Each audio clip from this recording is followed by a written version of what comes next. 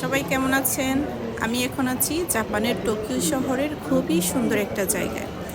আজকে আপনাদেরকে দেখাবো এই টোকিও শহরের এই সুন্দর জায়গাটা কোথায়। এটা হলো টোকিও শহরের শিনজুকু ট্রেন স্টেশনের ভিতরের সামনের সাইড। শিনজুকুর এই ট্রেন স্টেশনটা অনেক বড়।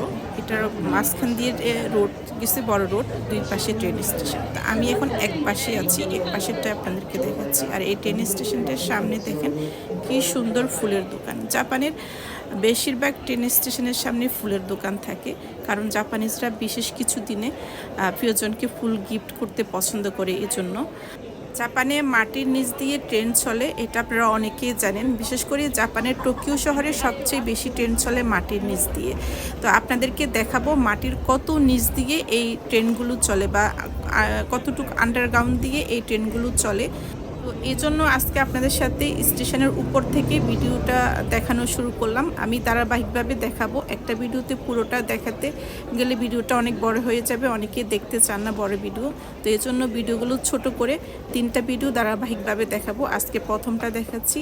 এই যে লোকগুলো যাচ্ছে, এরা এই দিক দিয়ে, এরা সবাই আন্ডারগ্রাউন্ডে যাচ্ছে ট্রেনে ওঠার জন্য। তো আজকে এই পর্যন্ত দেখাচ্ছি, আবার পরের ভিডিওটা আবার এখান থেকে শুরু করব, দ্বিতীয়টা। তো দেখতে পাবেন ইনশাল্লাহ।